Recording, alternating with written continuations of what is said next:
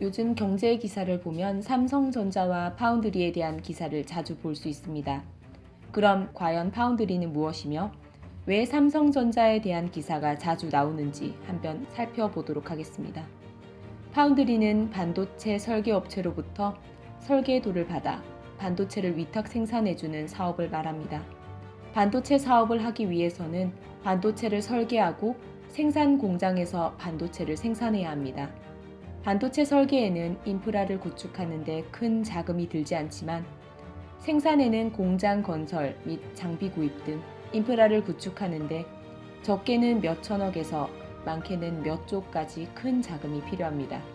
1980년대 들어와서 IT 산업과 함께 반도체 산업이 크게 성장하면서 수많은 반도체 설계 업체들이 생겨나고 그중 뛰어난 기술력을 가졌음에도 자본과 생산 시설이 없어 반도체 생산에 어려움을 겪는 업체들이 많았습니다. 하지만 1980년대 후반 혜성처럼 등장한 한 업체에 의해 이 문제가 해결됩니다. 이 업체는 비록 반도체 설계는 하지 않았지만 생산 설비를 갖추고 있어 설계도를 가져오면 반도체를 대신 생산해 주었습니다. 이 업체가 바로 지금까지 파운드리 업계 세계 1위를 지키고 있는 TSMC였습니다.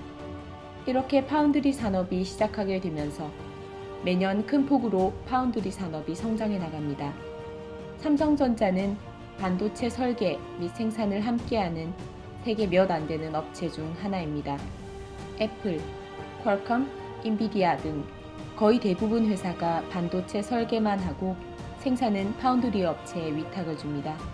반도체 생산에서 가장 중요한 부분은 미세한 공정 기술을 구현해 불량품을 최소화하고 얼마나 안정적으로 반도체를 생산하는가입니다.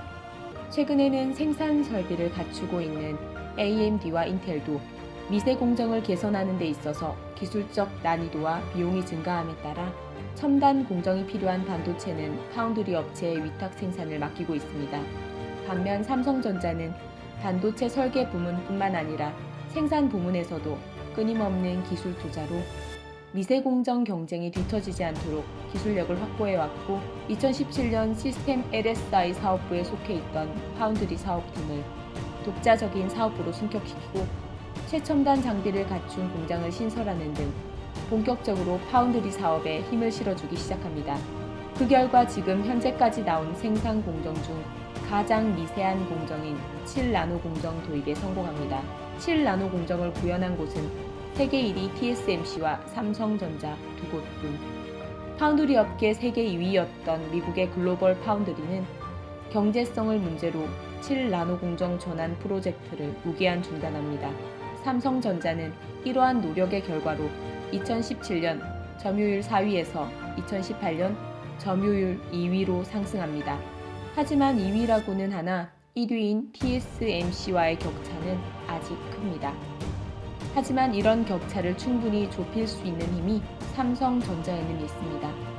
삼성전자와 TSMC만 구현한 7나노 공정. 하지만 같은 7나노 공정이라고 해도 사용하는 기술은 다릅니다. TSMC는 기존의 기술인 불화아르곤을 이용한 기술을, 삼성전자는 EUV를 이용한 기술을 사용합니다.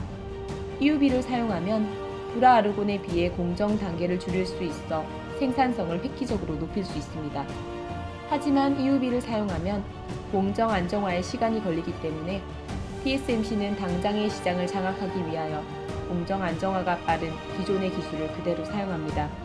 반면 삼성전자는 당장의 시장도 중요하지만 EUV를 TSMC보다 먼저 도입하여 EUV 사용에 대한 노하우를 TSMC보다 먼저 축적, 5나노 공정 등 앞으로의 경쟁에서 이점을 가져간다는 생각입니다.